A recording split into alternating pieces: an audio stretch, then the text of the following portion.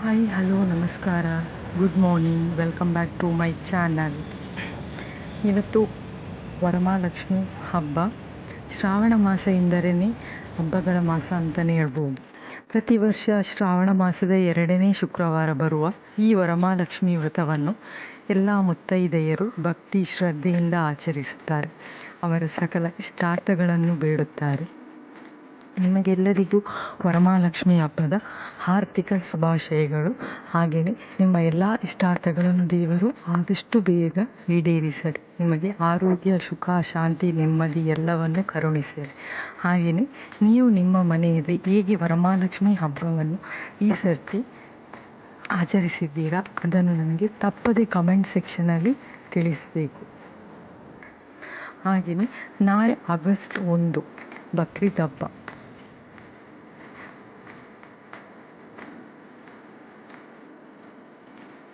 ಎಲ್ಲ ಮುಸ್ಲಿಂ ಬಾಂಧವರಿಗೂ ಬಕ್ರೀದ್ ಹಬ್ಬದ ಆರ್ಥಿಕ ಶುಭಾಶಯಗಳು. ಅಲ್ಲ ನಿಮ್ಮ ಎಲ್ಲ ಇಷ್ಟಾರ್ಥಗಳನ್ನು ಬೇಗ ನೆರವೇರಿಸಲಿ, ನಿಮಗೆ ಸುಖ, ಶಾಂತಿ, ನೆಮ್ಮದಿ ಎಲ್ಲವನ್ನು ಕರುಣಿಸಲಿ ಎಂದು ನಾನು ಕೇಳಿಕೊಳ್ಳುತ್ತೇನೆ. ಇವತ್ತಿನ ವಿಡಿಯೋದಲ್ಲಿ ಅಂಥದ್ದೇನು ಸ್ಪೆಷಲ್ ಇಲ್ಲ, ಚಿಕ್ಕದಾದಂಥ ಒಂದು ವಿಡಿಯೋ. ಇಲ್ಲಿ ನಾನು ಮತ್ತು ನನ್ನ ಮಗ ಅಜ್ಜಿ ಮನೆಗೆ ಹೋಗ್ತಾ ಇದ್ದೇವೆ. ನನ್ನ ಮನೆಯಿಂದ ಸ್ವಲ್ಪನೇ ಒಂದು 2 ನಿಮಿಷದ ದಾರಿ ಅಂತಲೇ ಹೇಳ್ಬೋದು. ಮನೆಯಲ್ಲಿ ನಿಂತರೆ ಕಾಣುತ್ತದೆ ಅಜ್ಜನ ಮನೆಯದ್ದು ತೋಟ. ಇಲ್ಲಿ ಹೋಗ್ತಾ ಇದ್ದೇವೆ. ಇದು ಅಕ್ಕನ ಮಗ, ಕಸಿನ್ ಅಕ್ಕನ ಮಗ. ಇಲ್ಲಿ ಒಂದು ಹೋಗುವ ಮುಂಚೆ ಒಂದು ಚಿಕ್ಕದಾದಂಥ ತೋಡು ಥರ ಇದೆ. ಅಲ್ಲಿ ಮೀನುಗಳನ್ನೆಲ್ಲ ಮಕ್ಕಳು ನೋಡ್ತಾ ಇದ್ದಾರೆ. ಇಲ್ಲಿ ಒಂದು ಮೀನು, ಅಲ್ಲಿ ಒಂದು ಮೀನು ಅಂತೇಳಿ. ನನ್ನ ಮಗನನ್ನು ಇದಕ್ಕೋಸ್ಕರನೇ ಕರ್ಕೊಂಡು ಹೋದದ್ದು. ಅಲ್ಲಿ ನೀರಿದೆ, ತುಂಬ ಖುಷಿ ಆಗ್ತದೆ ಮನೆಗೆ. ನೀರಲ್ಲಿ ಆಟ ಆಡುವುದು ಎಲ್ಲರಿಗೂ ಖುಷಿ ಅಲ್ವಾ. ಇದೀಗೆ ದಾರಿ 2 ಸೈಡಲ್ಲಿ ತೋಟ, ಅಡಿಕೆ ತೋಟ ಮತ್ತು ತೆಂಗಿನ ತೋಟ ಇದೆ. ಮಿಡ್ಲಲ್ಲಿ ಅಜ್ಜನ ಮನೆ ಇದೆ. ಅಜ್ಜ ಅಂದರೆ ನನ್ನ ಅಮ್ಮನ ಮಾವ. ಇಲ್ಲಿ ತೋಡಲ್ಲಿ ನೀರು ಬರ್ತದೆ ಮಳೆಗಾಲದಲ್ಲಿ. ಇದು ಕೆರೆ. ಈ ಕೆರೆಯಿಂದ ಬೇಸಿಗೆ ಕಾಲದಲ್ಲಿ ಅಡಿಕೆ ತೋಟಕ್ಕೆ, ತೆಂಗಿನ ತೋಟಕ್ಕೆ ನೀರೆಲ್ಲ. ಇಲ್ಲಿ ನನ್ನ ಕಸಿನ್ ಅಕ್ಕ, ಅದೇ ಅಜ್ಜನ ಮಗಳು, ಬಟ್ಟೆ ಒಗಿತಿದ್ದಾರೆ. ಮಳೆಗಾಲದಲ್ಲಿ ಇಲ್ಲೇ ಬಟ್ಟೆ ಒಗೆಯೋದು, ಪಾತ್ರೆ ತೊಳೆಯೋದೆಲ್ಲ. ಹೀಗೆ ಯಾರಿದು ಸ್ವಲ್ಪ ಮುಂದೆ ಆಗುವಾಗ ಒಂದು ಚಿಕ್ಕದಾದಂಥ ಒಂದು ಸೇತುವೆ ಸಿಗ್ತದೆ, ಅದು ಸೇರುತ್ತೆ.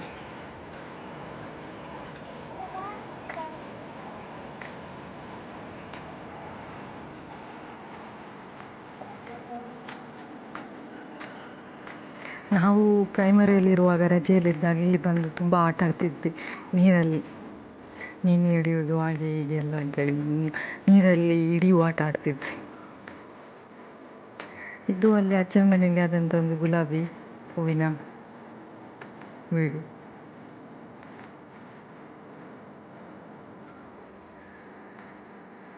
ಇದು ಬಾವಿದು ನೀರಾದರೆ ಮೇಲೆ ಬರ್ತದೆ, ಕೈಗೆ ಎಟಕ್ಕೂ ಹಾಗೆ.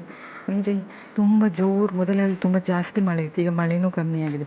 ಅಂದರೆ ಹಗ್ಗ ಯೂಸ್ ಮಾಡಿ ನೀರು ತೆಗಿತಿಲ್ಲ, ಈಗೇನೆ ಬಗ್ಗಿ ನೀರು ತೆಗಿತಿದ್ವಿ ಅಷ್ಟೇ. ಇದು ಫುಲ್ಲು ತೋಟ ಇದೆ ಇಲ್ಲಿ.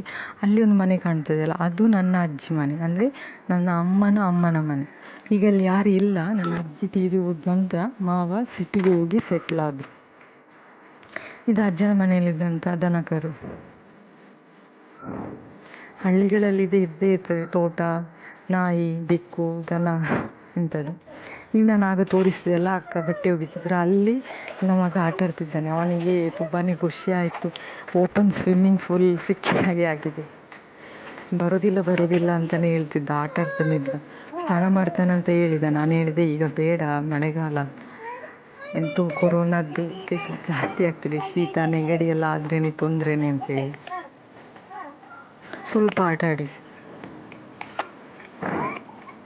ಇನ್ನು ನೆಕ್ಸ್ಟ್ ಡೇ ನಾನು ಇಲ್ಲಿ ಮೀನು ಹಿಡಿಲಿಕ್ಕೆ ಬಂದದ್ದು. ನನ್ನ ಮಗ ಹೇಳಿದ, ನೋಡಿ ನನಗೆ ಮೀನು ಬೇಕು ಅಂತೇಳಿ, ನಿಮ್ಮಿ ಅಂತ ಹೇಳ್ತಿದ್ದ. ಹಾಗೆ ನಾನು ಇಲ್ಲಿ ಅದೇ ತೋಡಿಗೆ ನಾನು ತೋರಿಸ್ತಿದ್ದೆಲ್ಲ ಫಸ್ಟ್ ವಿಡಿಯೋದಲ್ಲಿ, ಅಲ್ಲಿ ಮೀನು ಹಿಡಿಲಿಕ್ಕೆ ಬಂದದ್ದು. ಇಲ್ಲಿ ನನ್ನ ಅಕ್ಕನ ಮಗಳು ಮತ್ತು ಅಕ್ಕ ಶಾಲ್ ಹಾಕಿ ಮೀನಿಗೆ ನಿಂತಿದ್ದಾರೆ, ಮೀನು ಬರಲಿಕ್ಕೆ. ನಾನಿಲ್ಲಿ ಮೀನನ್ನು ಓಡಿಸಿಕೊಂಡು ಹೋಗ್ತಿದ್ದೇನೆ.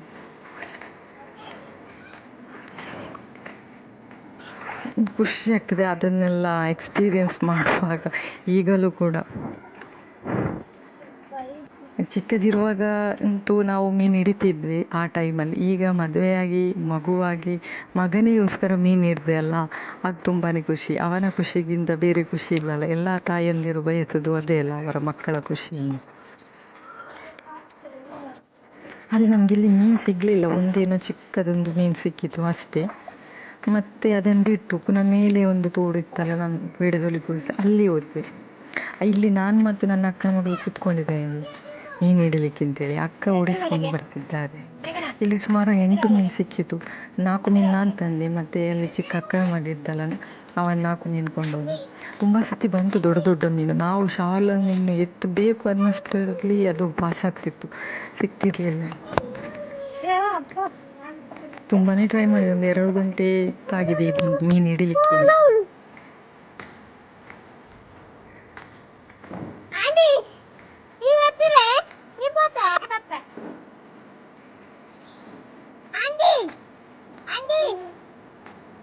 ಎಲ್ಲರಿಗೂ ಸಿಗುವುದಿಲ್ಲ ಅಲ್ಲ ಇಂಥದ್ದೆಲ್ಲ ಎಕ್ಸ್ಪೀರಿಯೆನ್ಸ್.